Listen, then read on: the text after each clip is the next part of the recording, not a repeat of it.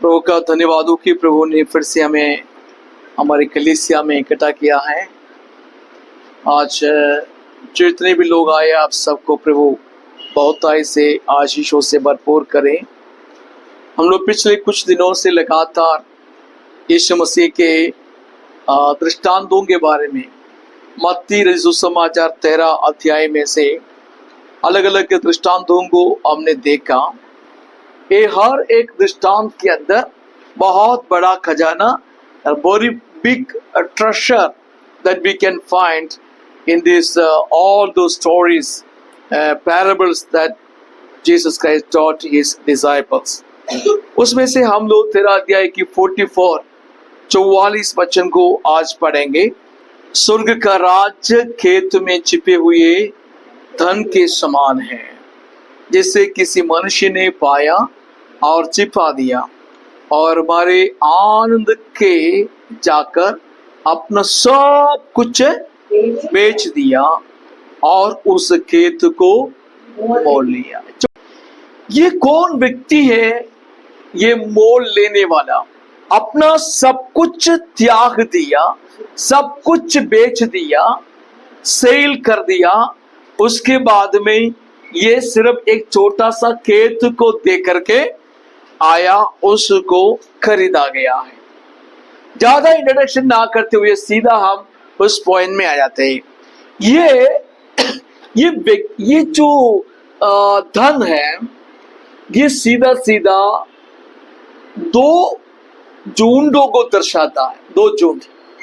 Number 1 वही झुंड जो यीशु मसीह के पूर्व में या यीशु मसीह आने से पहले इस धरती पर जो यहूदी लोग, धर्मी लोग, प्रभु ने जिनको चुना था, चुन लिया था, वे थे, और उनके बारे में कहता है ये एक। तो दूसरा, उस समय में जब यीशु मसीह सेवकाई कर रहे थे, उस समय में जितना यहूदी लोग प्रभु में आया वे, और यूनानी लोग जितना प्रभु में आया। यूनानी मतलब अन्य जाति। दो जाति है, एक तो इस्राएली है और दूसरा कौन है? अन्य जाति कहता है, उसमें हम सब शामिल होता है। तो अब देखिए यहाँ पर बेचने वाला, आने वाला, ये कुछ करने वाला कौन है? प्रभु यीशु मसीह। हमें पहले वाला दृष्टांत में भी हमने देखा है। तो यीशु मसीह ने क्या किया? उसने देखा इस धरती पे ये खेत कौन है? क्या है खेत? इस संसार, यहाँ पर ये दुनिया है।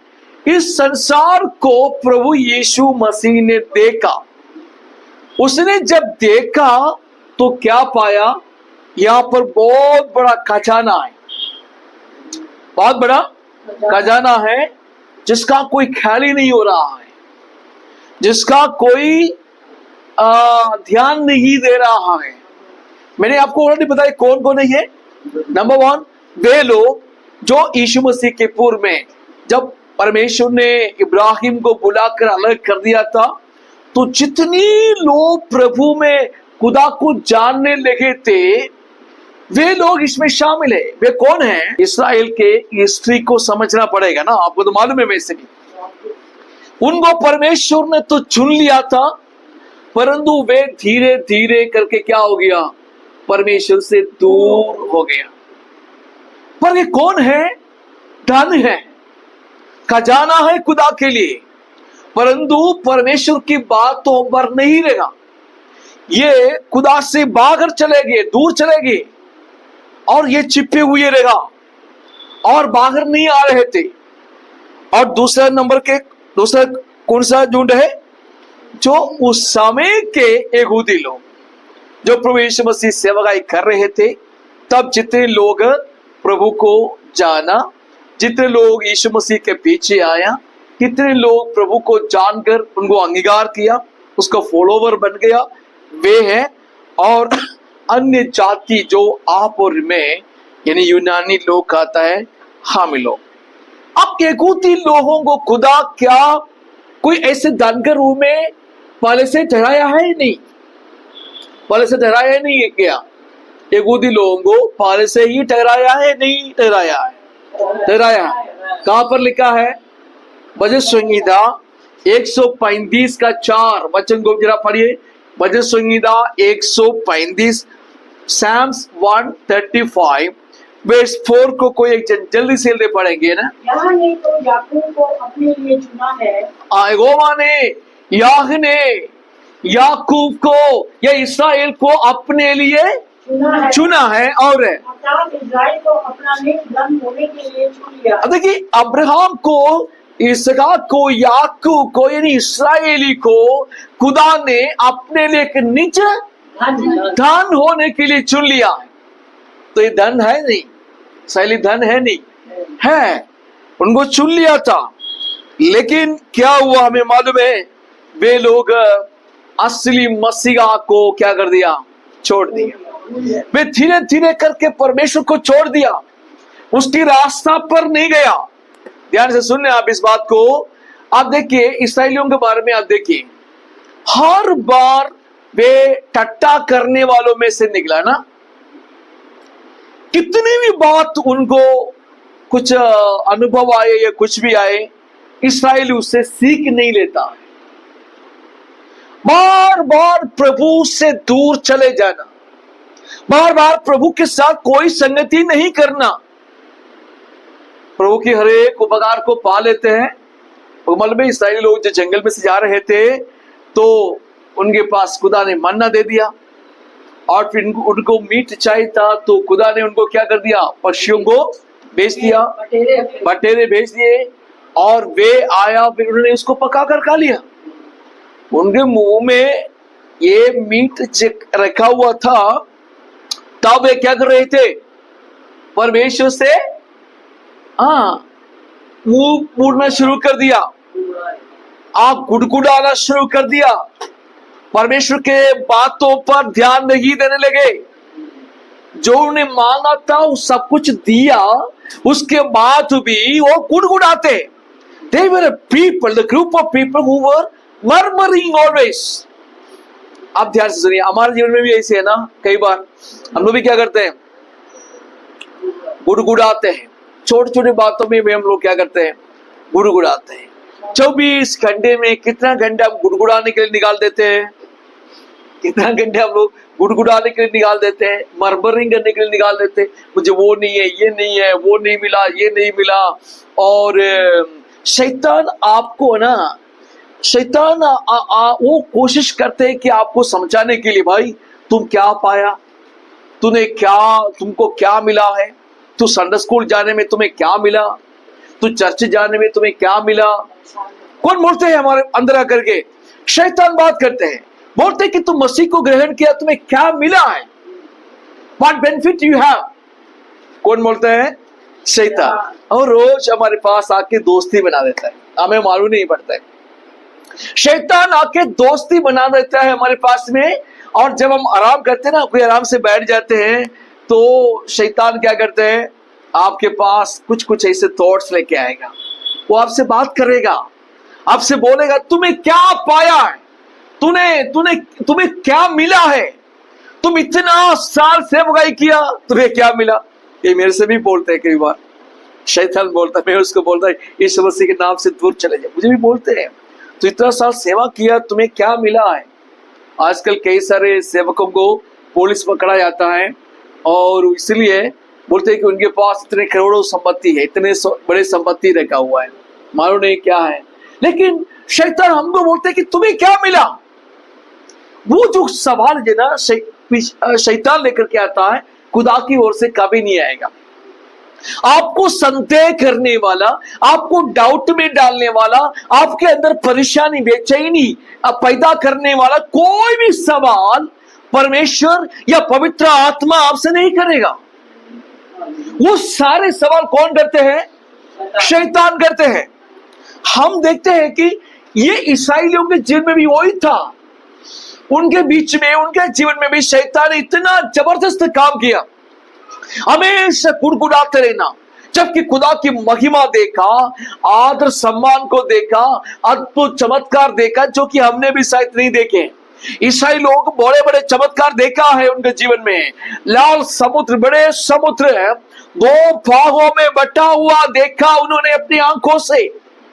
आप लोग कितने लोग लाल समुद्र को देखा है? लाल समुद्र देखा है?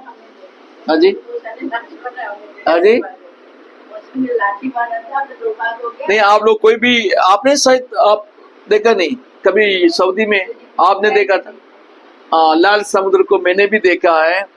मैंने पहले सोचा था कि लाल समुद्र जब बोला तो हम लोग बोलते ना गरजने वाले समुद्र है, भयंकर लहरें होते हैं। लाल समुद्र बहुत, मैं जहां पर देखा था जिद्दा में, सऊदी अरेबिया में, वहां पर वो पानी बिल्कुल साफ दिख रहे थे और आप जब खड़े होते आपका छाया नीचे दिखता था, तो ऐसे में दिख रहा था। तो शांत रखने वाला है, लेकिन गहराई है, बहुत बड़ा गहराई, उसमें से कोई पार जाना मुश्किल है। उस समुद्र को परमेश्वर ने इस्राएली के सामने क्या कर दिया? दो भाग कर दिया। कौन देखा था ये? इस्राएली देखा है, उनकी आंखों में उन्होंने देखा, उसने दृष्टि उठा के देखा है, फिर भी वे गुड़गुड़ाते हैं।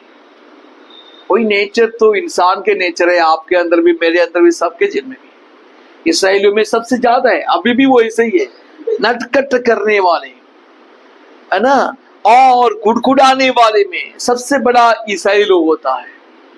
और परमेश्वर के इतने बड़े बड़े कार्य को आमने सामने देखने के बाद में भी उनके अंदर संदेह आता है, उनके अंदर डाउट्स आता है। शैतान का बहुत जबरदस्त काम उन लोगों के जीवन में हुआ। आप देखते हैं कि परमेश्वर ने उन पर दया तो किया, उसके कारण बचकर रहता है, लेकिन धीरे धीरे करके वे परमेश्वर से क्या हो गया? दूर होता है। और लेकिन जब यहां पर आपने देखा, इस कहानी के दृष्टांत में आपने देखा है कि देखिए, जिस किसी मनुष्य ने पाया, कौन मनुष्य? प्रभु यीशु मसीह ने इन लोगों को पाया, इन नटखट करने वाले, ये उतंबुची करने वाले, ये कुड़कुड़ाने वाले, इनको पाया और उसको क्या कर दिया? छिपा दिया और आनंद के जाकर अपना सब कुछ बेच डाला। आज हम उसी पॉइंट में कुछ बात करने वाले। उस मनुष्य ने अपना सब कुछ बेच डाला और उसके बाद में खेत को मोल लिया। क्या मतलब है ये? यीशु मसीह ने क्या बेचा? अपने आप। हालेलुया। बहुत बड़ा गहराई से आपको इस बात को सीखना होगा। हम जब यीशु मसीह के बारे में सुनते हैं या विचार करते हैं तो हम लोग ना एक स्तर रखता है उसके लिए।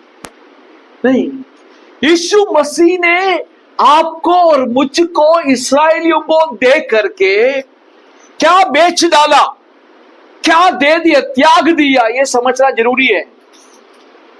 हमारा विश्वास अगर बढ़ना हो, हमारा विश्वास में और मजबूती आना हो, तो इस बात को समझना होगा प्रभु यीशु ने क्या त्यागा हमारे लिए। इस्राएलियों को बचाने के लिए प्रभु यीशु ने क्या त्यागा? what he denied for people of God, for आपको और मेरे लिए यीशु मसीह ने क्या त्यागा है। जब आप इसको समझ लेगा तो आप फिर पीछे हट नहीं सकता है। जब आप इस बात को अच्छी तरह से ग्रहण करेगा, आप कभी भी यीशु मसीह को छोड़ेगा नहीं। आपका साथ यीशु मसीह का संबंध, रिलेशनशिप है ना, किसी और चीजों में नहीं है। आपके साथ की जो संबंध है, रिलेशनशिप है, वो किसी दूसरे बातों में निर्भर नहीं है। वो आपके लिए यीशु ने जो किया उसी पर आधारित है। आपका जो रिलेशनशिप है, जो संबंध है, वो यीशु मसीह के साथ स्थापित किया आपने। वो करने का कारण दूसरा कुछ नहीं। यीशु ने एक बड़ा कुर्बानी अपने जीवन में किया है, बड़ा त्याग कर दिया उसने। उसका त्याग क्या है? आप एक वचन को पढ़िए, फिलिपियों की पुस्तक 2 अध्याय 6 से 8 तक का वचन को कोई एक जन जल्दी से पढ़ेंगे। फिलिपी 2 अध्याय 6 से 8 वचन। जिसने परमेश्वर के स्वरूप में होकर भी हाँ परमेश्वर के तुल्य होने को अपने वंश में रखने की वस्तु न समझा, हाँ वरन अपने आप को ऐसा शून्य कर दिया और दास का स्वरूप धारण किया और मनुष्य की समानता में हो गया और मनुष्य के रूप में प्रकट होकर अपने आप को दीन किया और यहाँ तक आज्ञाकारी रहा कि मृत्यु, हाँ, क्रूस की मृत्यु भी सह ली। आमेन। वहां तक कि यीशु मसीह ने क्या किया, अपने आप को अपने आप को छोटा कर दिया। अब यीशु मसीह ने क्या, आपने वहां पर क्या देखा 6 वचन में शुरू में क्या पढ़ा था? जिसने परमेश्वर के स्वरूप में होकर भी। देखिए वो वचन को आपको ध्यान देना है। तो यीशु मसीह ने क्या बड़ा त्याग दिया है। यीशु ने बोला, वहां पर लिखा है वो परमेश्वर का स्वरूप, परमेश्वर का स्वरूप होने के बाद भी परमेश्वर के तुल्य होने को हाँ और अपने वंश में रखने की वस्तु ना समझा। देखिए परमेश्वर है, यीशु मसीह परमेश्वर तो है ना, परमेश्वर है। अब परमेश्वर पिता के साथ अपने आप को सो समानता में है। पिता पुत्र पवित्र आत्मा, ये ट्रिनिटी का बहुत बड़ा टीचिंग यहां पर आ जाता है। पिता पुत्र पवित्र आत्मा, पिता पुत्र पवित्र आत्मा, ये दोनों छोटा बड़ा है नहीं, ये तीनों छोटे बड़े नहीं, तुल्य है, इक्वल है, समान है। पिता परमेश्वर, पुत्र यीशु मसीह और पवित्र आत्मा तीनों इक्वल है। कोई बड़ा छोटा मीडियम मिडिल ऐसा नहीं है। परंतु यीशु मसीह ने क्या किया? अब देखिए यीशु मसीह का यहाँ पर जो ना प्रभु का जो तुलनात्मक बातें जब आते हैं, उसने कहा कि परमेश्वर के स्वरूप में होकर भी परमेश्वर तुल्य होने को अपने वश में नहीं रखा। मतलब परमेश्वर के स्वरूप में है ये, लेकिन उसने क्या कर दिया? परमेश्वर का तुल्य होने के बाद भी उसको अपने वश में नहीं रखा। दो चीजें आपको समझना है। यीशु मसीह का ईश्वरित्व का या डिविनिटी का दो विशेष बात है। नंबर 1, उनके पास पोजिशनल या फिर हम लोग बोलते हैं ऑफिशियल अधिकार है। पिता परमेश्वर ने उनको ऑफिशियल अधिकार दिया हुआ है, पोजिशनल अधिकार दिया हुआ है। परमेश्वर कौन है? परमेश्वर का बहुत सारे गुण है ना, उस सारे गुण के साथ पुत्र यीशु मसीह को भी सही पोजीशन दिया हुआ था परमेश्वर ने, पिता ने। ध्यान से आपको समझ रहे, इस बात को आपको अच्छी तरह समझना है। यीशु मसीह के पास दो विशेष ईश्वरीय डिवाइनिटी का दो विशेषता आपको देखने को मिलेगा। नंबर 1 पोजिशनल अधिकार, नंबर 2 व्यक्तिगत अधिकार या पर्सनल अधिकार। ठीक है, प्रभु यीशु मसीह परमेश्वर होने का एक पर्सनल व्यक्तिगत अधिकार भी रखता है, ऑफिशियल या फिर पोजिशनल अधिकार भी रखता है। अब इनमें से कौन सा चीज यीशु ने त्यागा? ऑफिशियल त्यागा है या पर्सनल त्यागा है? जी बिल्कुल करेक्ट है। यीशु मसीह ने उस पोजिशनल या उनको दिया हुआ जो पोजीशन है, ऑफिशियली उनको दिया हुआ अधिकार को उसने क्या कर दिया? त्याग दिया। वो स्वर्ग राज के शिरोमणि था। स्वर्ग में या परमेश्वर की उस उपस्थिति में सब कुछ सघन मतलब लेते हुए उस सारे अधिकार को अपने पास में देखते हुए वहां के शिरोमणि रहा है प्रभु यीशु मसीह। आमीन, हालेलुया। वहां कोई कमी नहीं था, कोई घटी वहां पर नहीं था। स्वर्ग के सारे महिमा के अधिकारी था प्रभु यीशु मसीह। दैट वाज ऑफिशियल, पोजिशनल था, उनको दिया हुआ अधिकार था। अभी हमारे शैली सिस्टर है, वो एक ऑफिस में काम करती है, वहां पर उनको कुछ अधिकार दिया हुआ है, अधिकार दिया हुआ। मान लो अभी कुछ दिन के बाद उनको बेटा के पास जाना है, तो क्या करेगा, 6 महीना के लिए या कुछ भी समय के लिए उस अधिकार को क्या करेगा, किसी दूसरे को दे देगा। देने के बाद वो फ्री हो जाता है।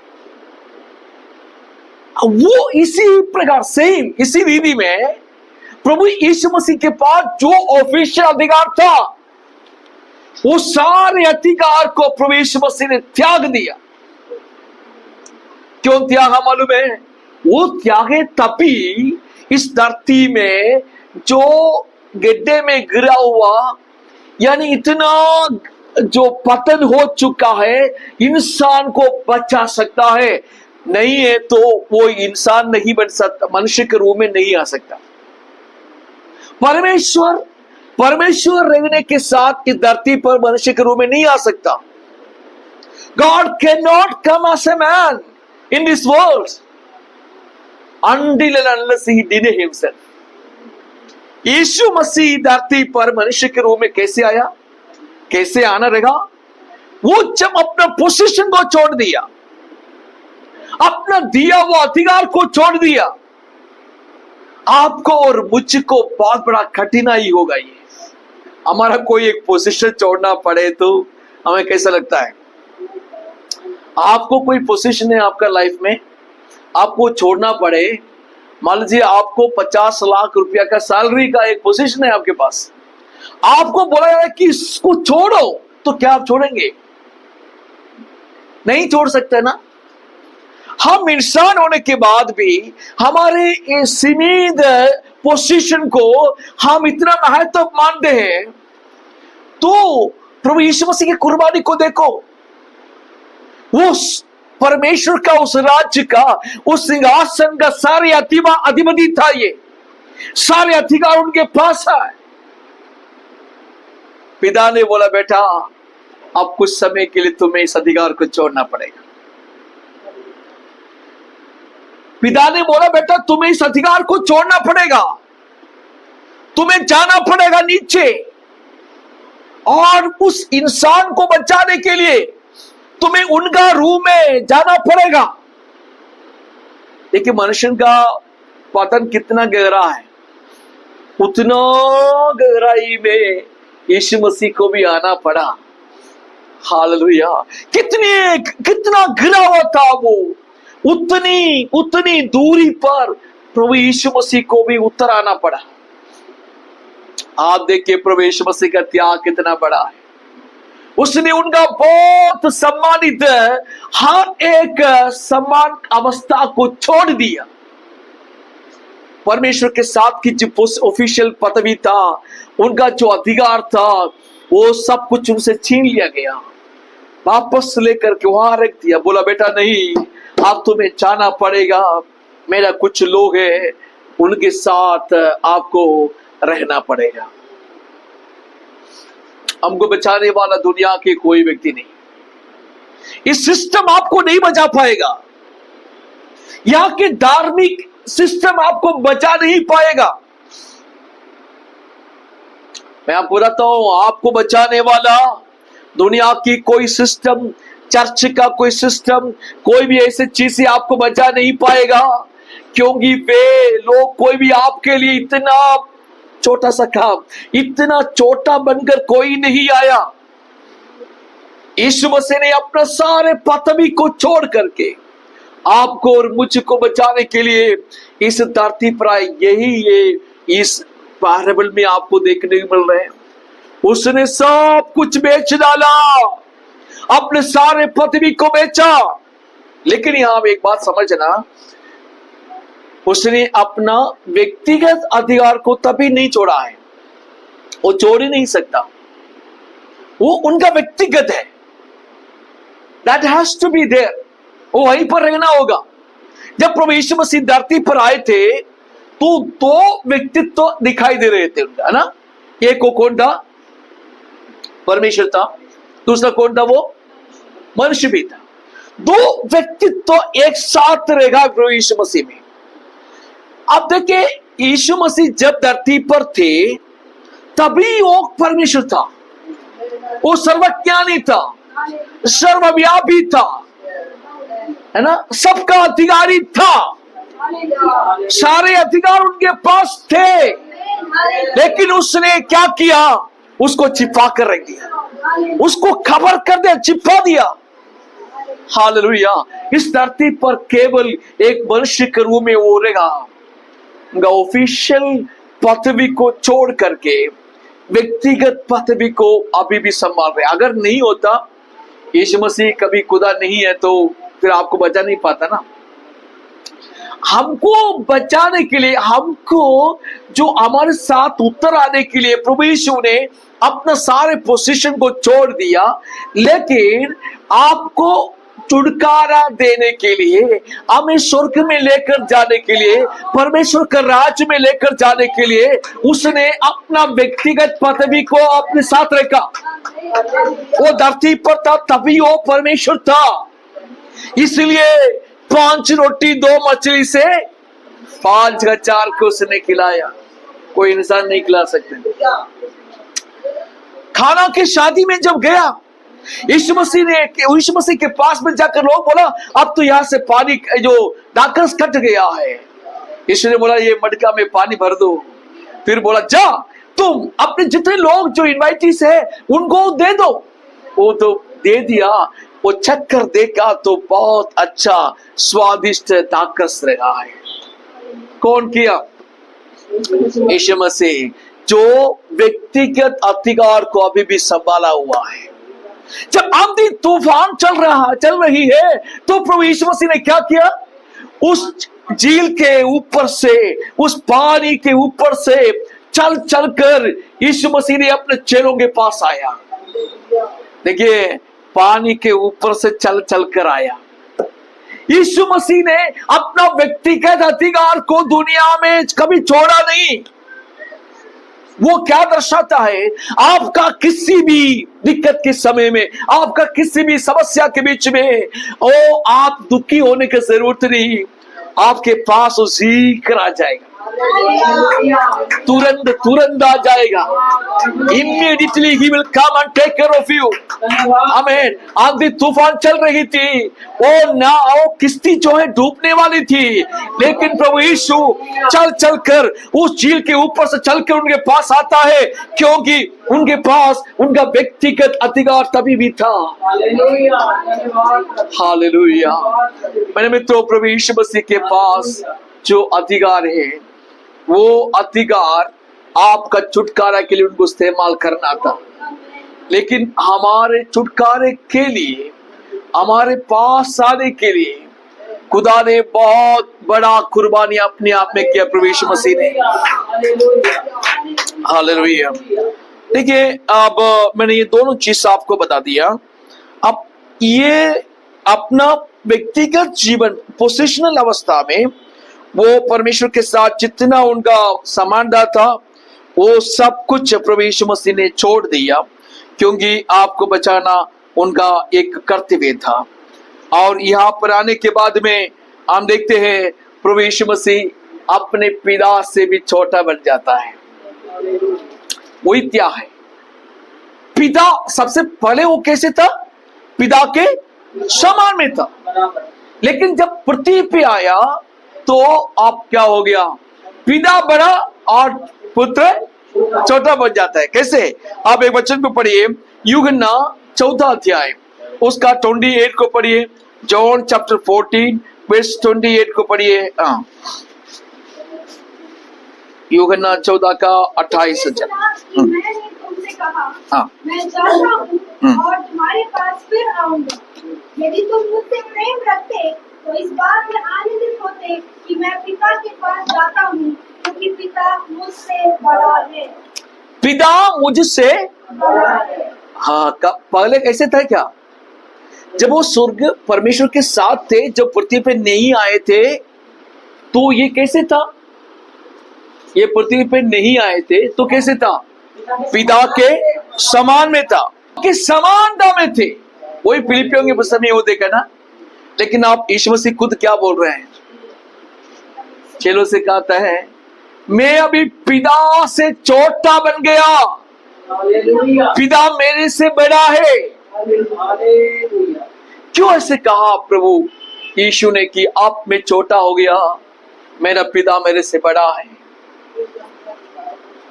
आपको पता है कि प्रभु यीशु मसीह के अपने बहुत सारे स्वभाव को देखिए। यीशु मसीह का मृत्यु के समय को आप देखिए।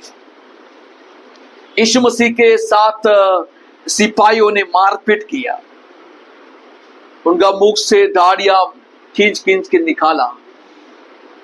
क्या पिता परमेश्वर की दाढ़ियां खींच के निकाला? कोई नहीं निकाला। तू पिता बड़ा है, पुत्र छोटा बन गया, क्योंकि मनुष्य ने उसका दाढ़ी पकड़कर उसको खींच रहा है।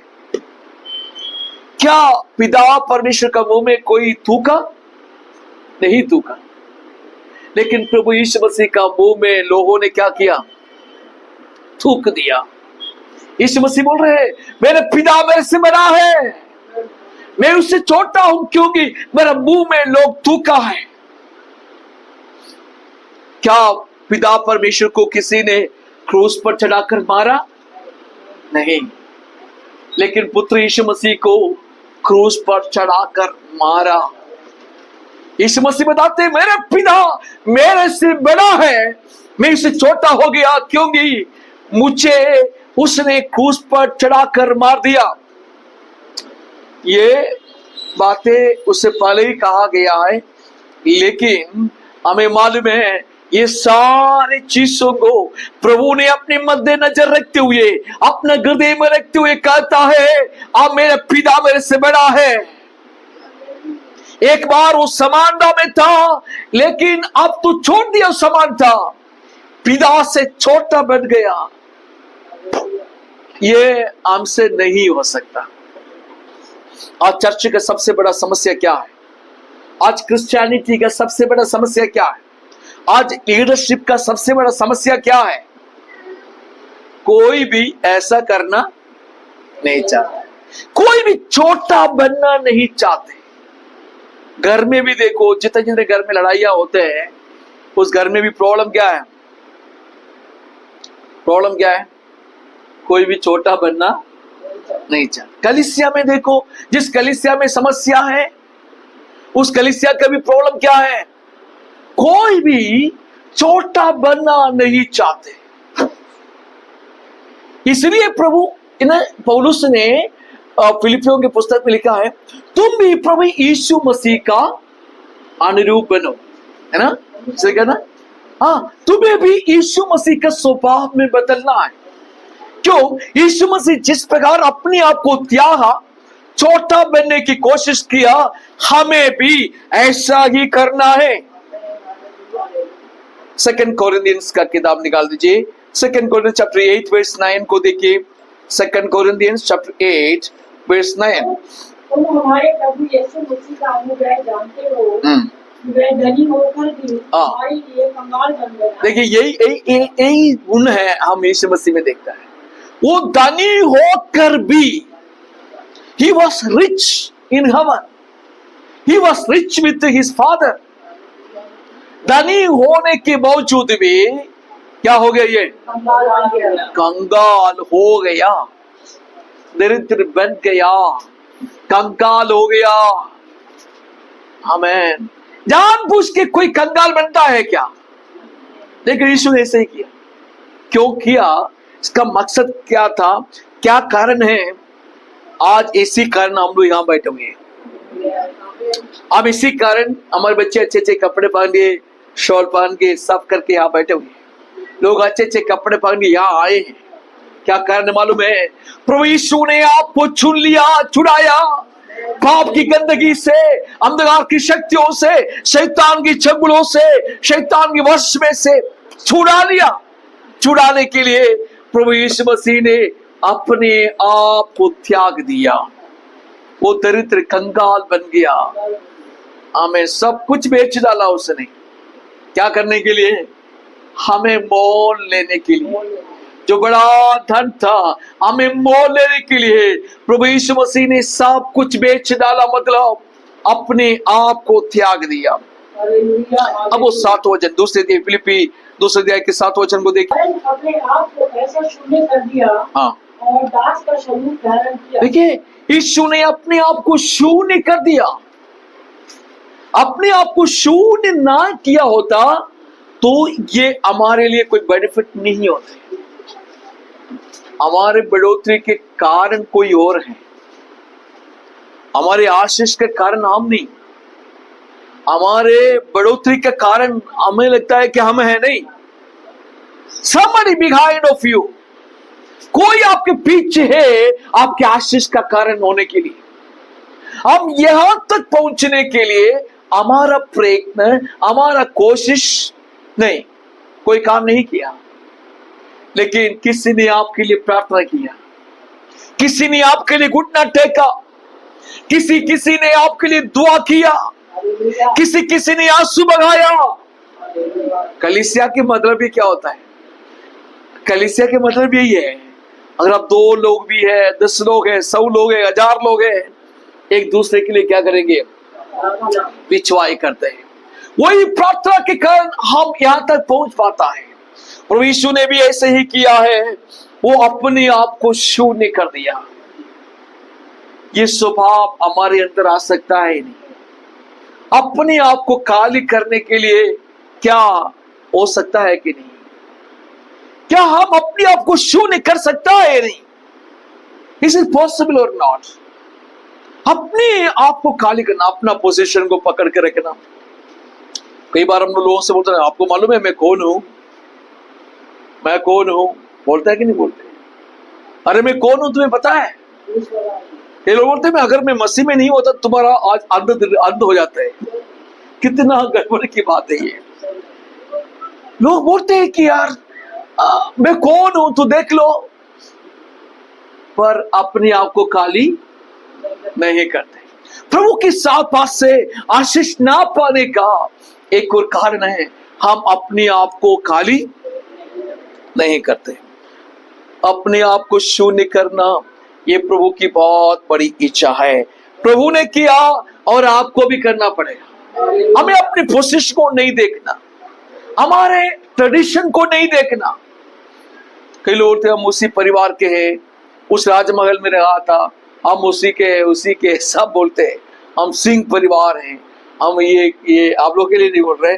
जैसे हम लोग यहाँ पर राजस्थान वगैरह में जाते हैं, ठाकुर लोग होते हैं ना, चौधरी लोग होते हैं, बोलते कि हम कौन है? राजपूत है। अरे अपने आप को खाली नहीं कर सकते। ये अपने आप को जब तक खाली नहीं करेगा, हालेलुया, बचाव नहीं हो पाएगा। वही चीज आपको यहाँ मिलेगी। लास्ट में इसमें से इसके एकदम लास्ट की ओर हम आना चाहते हैं। आपने 7 वचन में पढ़ा, प्रभु यीशु मसीह ने अपने आप को क्या कर दिया? शून्य कर दिया। 8 वचन को पढ़िए। और मनुष्य के रूप में प्रकट होकर अपने आप को दीन किया। अपने आप को दीन कर दिया। वो करने की जरूरत नहीं था, परंतु यीशु ने क्या किया? अपने आप को दीन कर दिया। और यहाँ तक आज्ञाकारी रहा। आज्ञाकारी रहा। कहाँ तक रहा? कि मृत्यु, हाँ, क्रूस की मृत्यु की सही।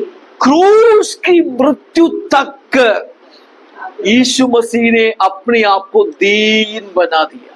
हालेलुया। जब आप पढ़ते हो ना तो बस हम पढ़ के छोड़ते हैं, लेकिन थोड़ा सा मनन करने की कोशिश करो। प्रभु यीशु ने अपने आप को दीन कर दिया। कहां तक? उस क्रूस की मृत्यु तक दीन कर दिया। आपको मालूम है क्रूस की मृत्यु BC 6 शताब्दी में शुरू हुआ था। 6th century, BC 6th century.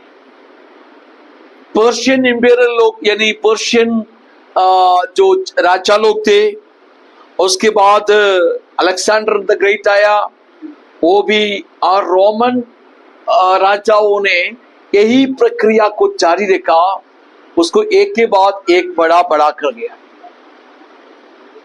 सबसे घृणित मृत्यु वो है क्रूस का मृत्यु। कोई पसंद नहीं करता है क्रूस का मृत्यु।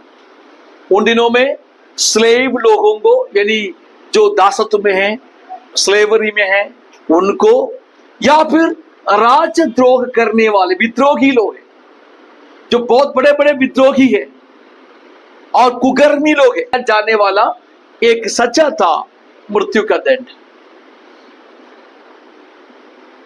सबसे बड़ा घृणित मृत्यु, सबसे बड़ा दर्दनाक मृत्यु, सबसे बड़ा दर्दनाक मृत्यु क्रूस पर प्रभु यीशु मसीह पा रहा। यीशु को पहले से मालूम था उतना दर्दनाक मृत्यु देने का एक भी और भी कारण है, तो आने जाने वाले भी देख करके उनका मजाक उड़ा सके। वो देख करके व्यक्ति का हृदय और टूट जाएगा, जाने वाले सब ठट्ठा कर देगा, उनका मजाक कर देगा, क्योंकि सबसे कुकर्मी को दिया जाने वाली मृत्यु है ये। सबसे गंदा व्यक्ति दुनिया में कोई है उनको देने वाला मृत्यु है ये मृत्यु प्रभु यीशु मसीह पा रहा। वो पाने के लिए अपने आप को दीन कर दिया, यहां तक क्रूस के मृत्यु तक दीन कर दिया। मतलब है सभी मृत्युओं में से एक अलग प्रकार की मृत्यु, सबके नजर में बहुत गंदा दिखने वाला मृत्यु, सबके नजर में बहुत बुरा दिखने वाला मृत्यु। सबके सब उनको क्या करते हैं, बोले कि भाई ये बहुत बड़ा गुनाहगार है, सबके सामने अपमान पाने वाला मृत्यु। यही मृत्यु पाने के लिए प्रभु यीशु मसीह अपने आप को दीन कर दिया। सजा पाने के लिए प्रभु यीशु मसीह ने क्या किया, दीन कर दिया। मेरे मित्रों, प्रभु यीशु मसीह ने अपने आप को त्यागा लिखा ना, तो उसका मतलब आपको समझ में आया। अपने आप को त्यागा, अपने आप को तचने के लिए इस धरती पर आना, ये मृत्यु तक अपने आप को दीन बना दिया। एक बड़ा विषय हमने आपको, मैंने थोड़े शब्दों में आपको समझाने की कोशिश किया है। प्रभु यीशु मसीह का त्यागा जाने का मतलब, अपने आप को तचने का मतलब, ये आपके लाइफ में क्या इम्प्लीमेंट है, आप काम इसको इम्प्लीमेंट कर सकता है, इसको आप देख लीजिए। आज सुबह के वक्त में अपने आंखों को बंद रखे, हमने जो वचन सुना उस वचन के सामने अपने आप को दे देंगे। प्रभु यीशु मसीह ने अपने आप को त्यागा,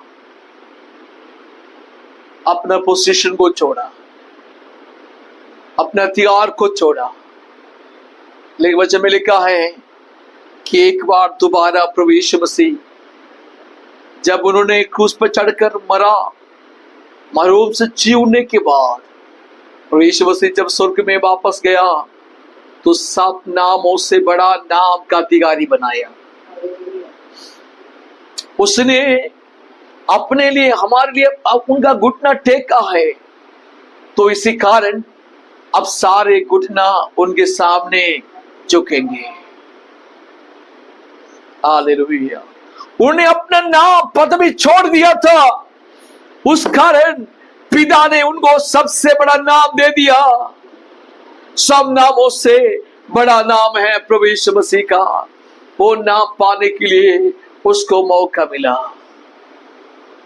अगर आत्मिकता के लिए, विश्वास की जिंदगी के लिए आपको कुछ खोना पड़े तो आप चिंता मत करना, आप बाकी सभी से बड़ा होने वाला है। प्रभु आपको सबसे ऊपर उठाने वाला है।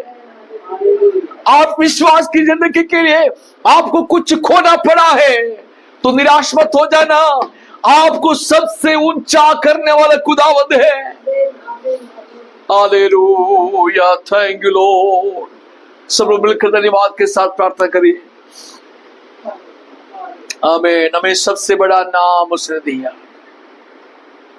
सबसे ऊंचा नाम उसने हमें दिया है, क्योंकि हमारे प्रभु यीशु मसीह को नाम मिला। हालेलुया, हम उसके परिचय हैं। मेरे मित्रों, यीशु ने कितना दुख सहन लिया था, कितना वेदना सहन लिया, अपने आप को त्यागने के लिए उसने क्या कुर्बान कर दिया है। आज सुबह के वक्त में हमने उसे सुना, अपने आप को दे, प्रार्थना करेंगे।